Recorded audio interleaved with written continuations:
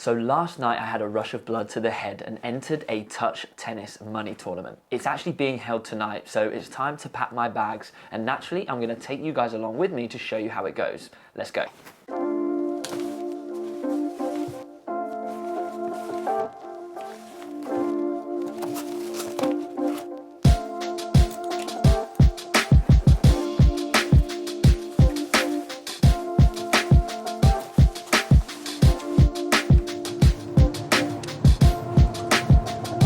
So around 7 or 8 years ago, I used to play a hell of a lot of touch tennis. Played on the tour, managing to get a pretty decent world ranking for singles and doubles, but sadly had to stop as I started my own coaching business and lots of things had to take a back seat as I was spending all of my time and energy trying to grow the business. But this week, Touch Tennis shared a story on Instagram saying that they were going to start some secret pop-up tournaments every week. This Friday, 500 quid's on the line in the United Kingdom, and on Wednesday it'll go live and only the first 8 players will get in. That's it. And this one was in Surrey, which is around an hour and a half from me, and it was on a Friday evening, which is my evening off of coaching.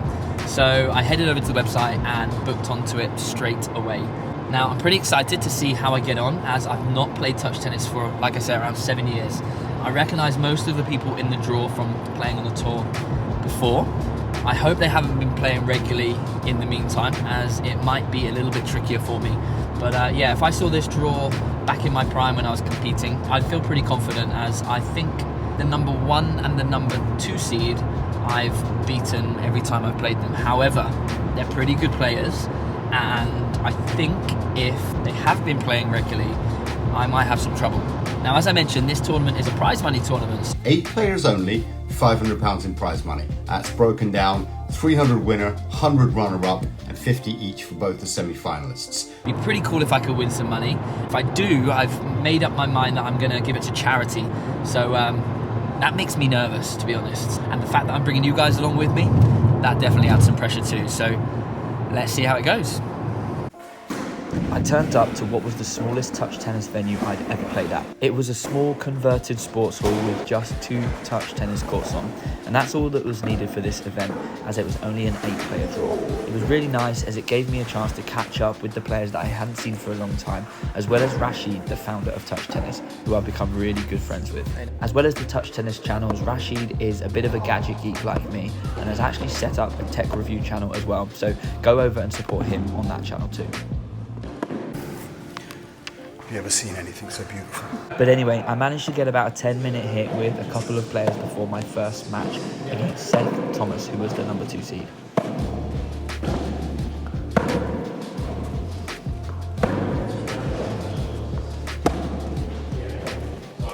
Good job.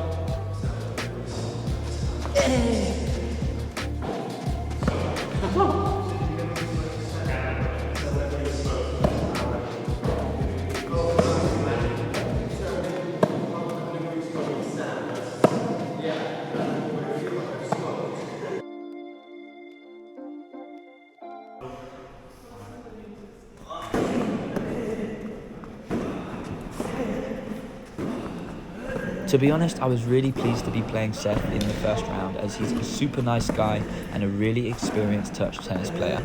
He makes a ton of balls, which was great for me, as it allowed me to get some long rallies in and to really find my timing and my groove.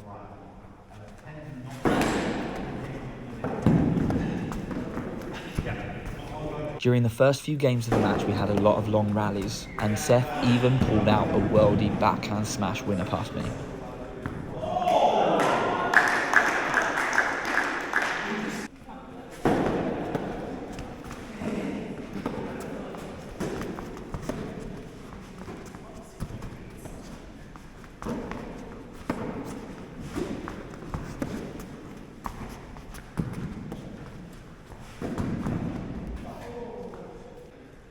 We all know that the tennis scoring system is brutal, and often the score of matches doesn't reflect how the match actually went. However, the touch tennis scoring system is even more brutal. You only get 1 serve per point, it's no ad scoring when it gets to deuce, and it's 1st to 4 games per set.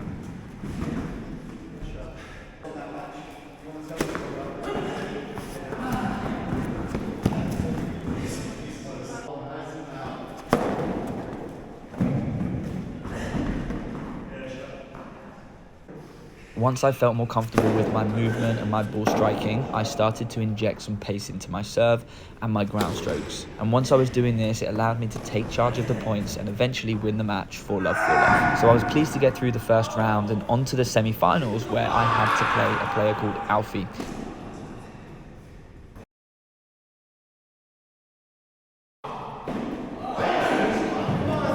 Now, coincidentally, Alfie actually plays at our tennis club, and every fortnight I have a one-to-one tennis lesson with him, which means that I know all of his strengths and weaknesses. He's actually new to touch tennis, but picked it up really quickly. I used this match as an opportunity for me to experiment with my shots a little bit more, throwing in a lot more variety with my shots. I knew that although Alfie hits a good tennis ball, with his inexperience on the touch tennis court, he would struggle with different spins. As you may have noticed in the first match, the touch tennis ball on the carpet surface really reacts to spins. So I was hitting lots of kick serves, lots of slices, and sometimes really exaggerating with side spin to take Alfie out of his rhythm.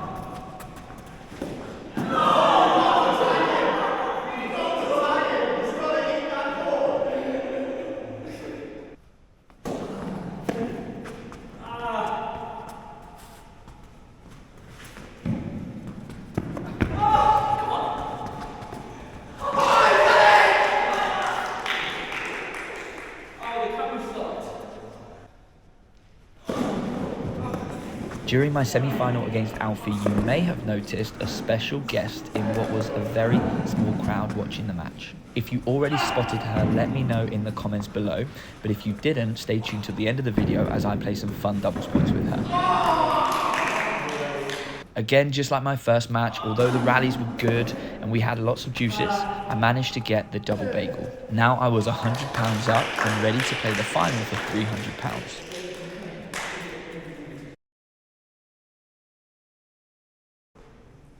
So in the final, I was up against fellow tennis coach Ben Mason. Ben is another experienced touch tennis player that I've played a few times before, never lost to him but had some good matches. After playing 2 matches, I was starting to feel much more confident on the touch tennis court. However, my 2 previous opponents didn't have huge serves, and this was one of Ben's biggest strengths. In fact, in the first game, Ben hit 4 unreturnable serves, which put me under a bit of pressure. As I hadn't lost a game yet in this tournament, I realised I had a bit of a match on my hands here. I actually lost the first 2 points of my service game as well, which really applied the pressure.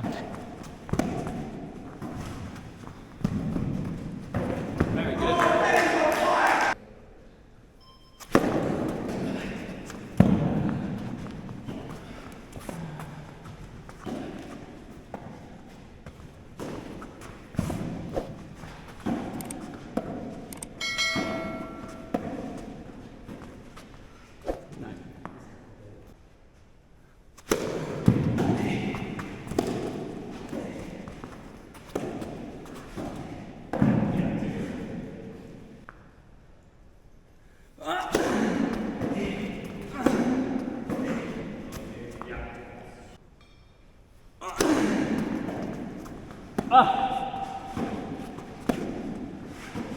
But I managed to play a few good points and take that game ready to go back onto Ben's serve.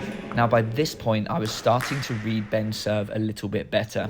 He loved to hit that serve big and high into my backhand. And once I started to get used to that change of pace, I managed to put the returns where I wanted them. I would either pin him deep in the backhand corner or get it down at his feet. And having a double-handed backhand really helped me with that.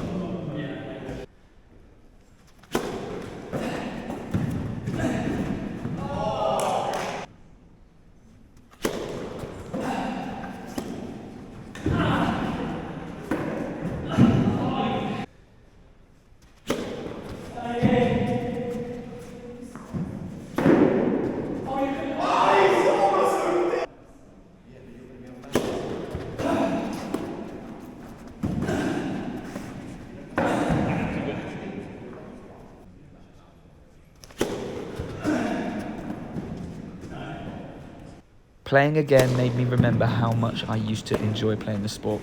It really is a compact version of tennis. You're able to rip topspin, hit slices and kick serves, and it's so dynamic and fun.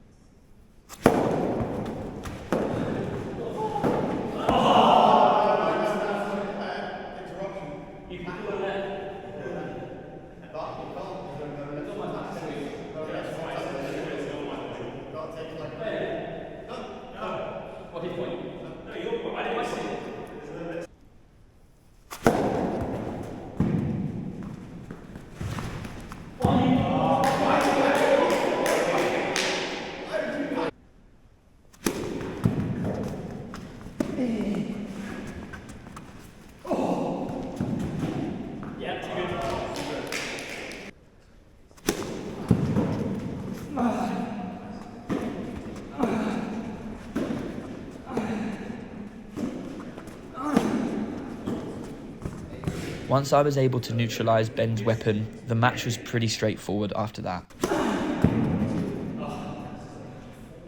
I went on to win the final 4-1, 4-1, and here's what Ben and I had to say. First final in a long time, well done. Thank you. Didn't really think I had a chance, then went all right at the beginning and then choked, basically. Just got really nervous. You should have given yourself more credit. I thought you had a big chance. I was watching you play these guys. You weren't missing a ball. Yeah. And like to put up with this guy's rubbish on the court, you were playing well.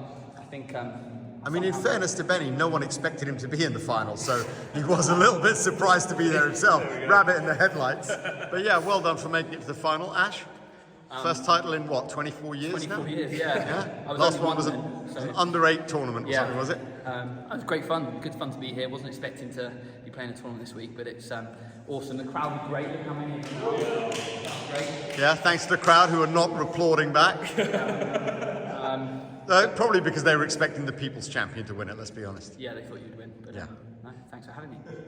So as you saw, I managed to get the win. It was a little bit more comfortable than I expected, but I was really happy to be able to support Rainbow's Hospice, a charity that looks after children who are severely ill. Now keep an eye on touchtennis.com and their Instagram account, as there's going to be more and more of these tournaments popping up all over the world, and there might be one near you. Now if you're interested in finding out who the celebrity guest was that I played doubles with, hang around for one more minute, as you can see me and her playing a lot of fun points, and let me know in the comments below if you recognise her.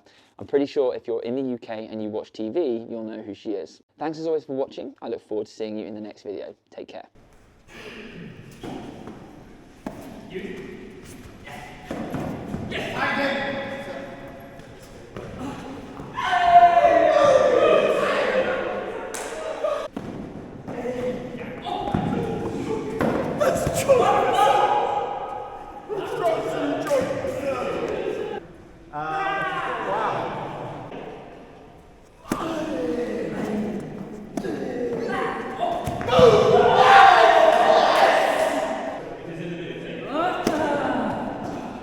Going for the lobs, isn't he?